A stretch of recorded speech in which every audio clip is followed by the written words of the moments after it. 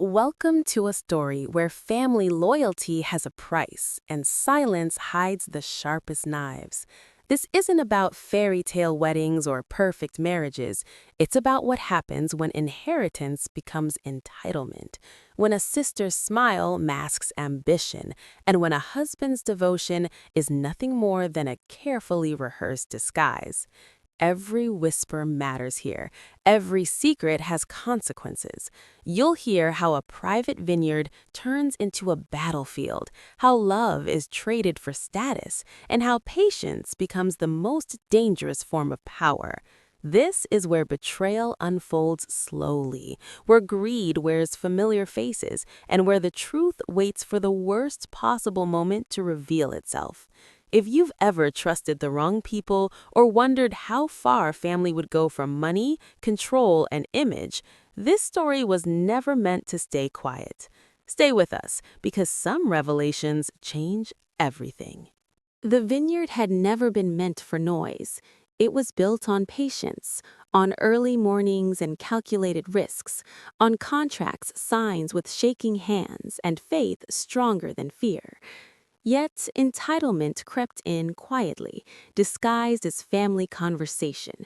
Laughter carried through open doors one afternoon, voices lowered just enough to suggest secrecy but not respect.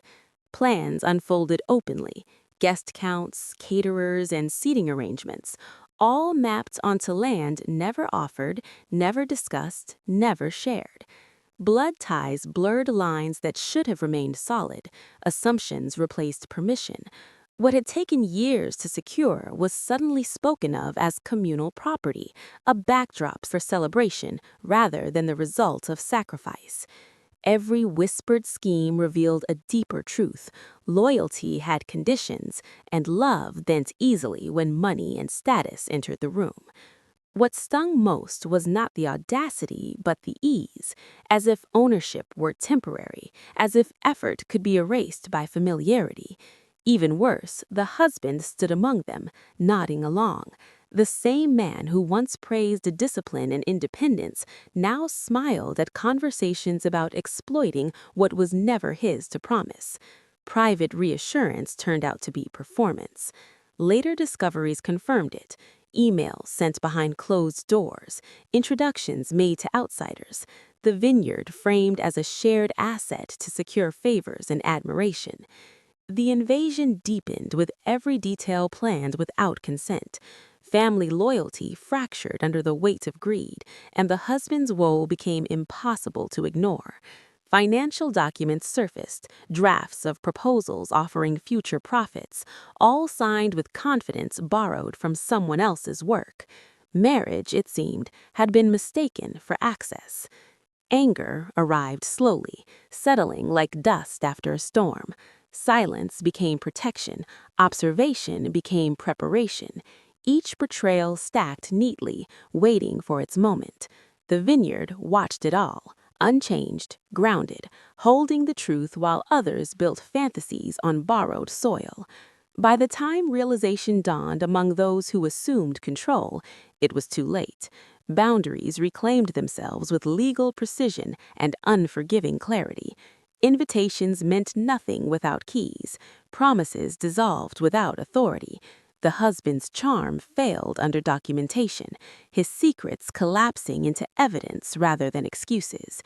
What had been taken for granted was never truly theirs, and the land remembered who earned the right to stand on it. Bridal boutiques became confessionals where lies were silk and smiles stayed perfectly rehearsed. Lace fittings turned into performances, each mirror reflecting not love, but ambition. Compliments flowed easily, rehearsed the same way vows would be, carefully edited and strategically delivered. The sister everyone adored played the role flawlessly, speaking of romance while quietly counting what the marriage would unlock. Behind those soft laughs, conversations shifted. Guest lists were curated for influence, not affection. Seating charts favored donors and investors. The wedding wasn't about union, it was about elevation. Love was treated like currency, exchanged for status, land, and access to rooms that had once been closed. Every choice carried calculation, and every compliment masked expectation. What remained unseen at first was how deeply the husband was woven into the lie. He attended fittings with the patience of a man who already knew the ending. While pretending disinterest, messages were exchanged in silence, assurances made, alliances formed. He promised support not out of loyalty, but opportunity. The sisters' marriage offered proximity to wealth and admiration, and he positioned himself perfectly within it. Discovery came quietly. Receipts left open, emails synced to shared devices, plans drafted long before the engagement ring appeared. He discussed future partnerships using language that erased ownership entirely, presenting assets as collective leverage. The betrayal cut deeper than envy ever could. It wasn't admiration driving him, it was hunger. The sister knew. That truth hurt most. Private conversations revealed an understanding between them, an unspoken agreement that sacrifice was necessary and acceptable as long as appearances remained intact. Loyalty was mocked behind closed doors, replaced with laughter over how easily trust could be managed. Silence became armor. Watching replaced confronting. Each fitting, each toast, each affectionate gesture only confirmed how far the lie stretched. The wedding grew into a spectacle designed to crown ambition, not celebrate commitment. Every guest invited served a purpose, and every promise spoken carried fine print. When the illusion finally cracked, it wasn't chaos that followed, but clarity. Documents spoke louder than tears. Timelines exposed coordination. The husband's careful image unraveled as quickly as it had been built, his charm powerless against evidence. The sister's perfect smile faltered, stripped of the narrative that once protected it. What they mistook for love had always been negotiation, and the truth collected its debt without mercy. Devotion had always been his costume. Friends admired it, family trusted it, strangers envied it. He played the role with ease. Early mornings, affectionate gestures, carefully timed messages that painted the picture of a man anchored by commitment. Marriage, to him, was not a promise, but a cover, and it worked beautifully until the cracks began to show. The first signs were small, almost dismissible.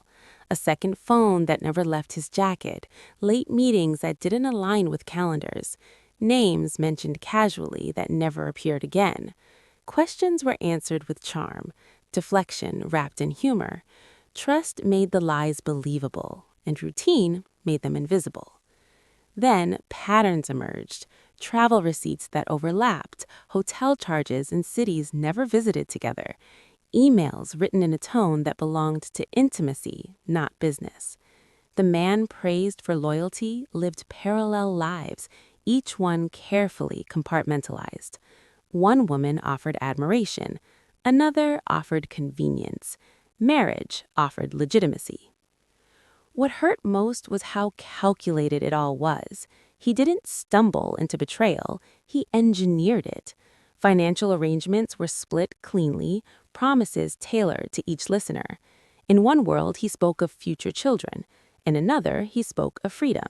At home, he spoke of forever, all while monetizing trust and reputation to gain access he never earned.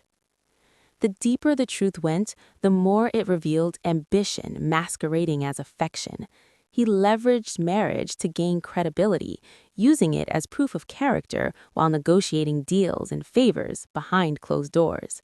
Even family connections became tools, introduced strategically to reinforce an image of stability that no longer existed. Silence became a weapon.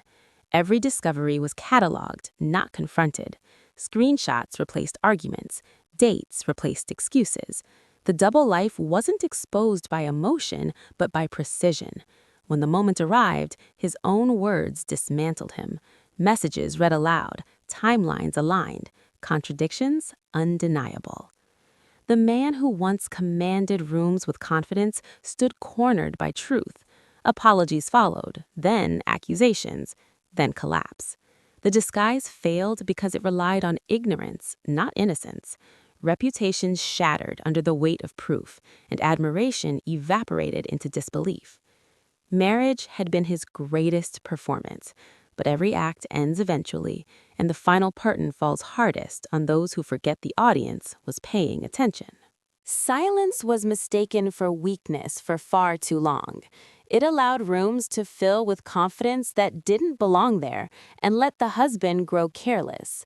Every secret he carried depended on the belief that confrontation would come too early, driven by emotion instead of evidence. That assumption became the opening. Days were spent listening instead of reacting. Every lie was allowed to finish. Every promise was encouraged to grow larger, louder, more unbelievable. Patience sharpened perception. Timing became everything. While affection was performed publicly, betrayal operated quietly. Messages sent late at night, meetings scheduled just outside suspicion, financial decisions made without transparency. The husband thrived on applause. Praise from family and friends fueled his sense of invincibility. He spoke confidently about loyalty while maintaining accounts that funded another life. He preached honesty while rewriting timelines. Marriage had given him credibility, and he wore it like armor, convinced it made him untouchable. Truth revealed itself slowly but completely. Records aligned, dates overlapped, conversations contradicted each other when placed side by side. Silence made room for clarity, and clarity made room for strategy. There was no need to argue with lies when they collapsed under their own weight. Every secret documented itself in time. The moment chosen wasn't private. It never should be. The revelation waited for an audience that mattered, people whose opinions upheld his image. Contracts were already signed, witnesses already gathered. When the truth arrived, it didn't knock. It entered confidently, backed by proof, impossible to dismiss. The husband tried to speak, but explanations sounded rehearsed. Apologies came too late. Denials contradicted written words.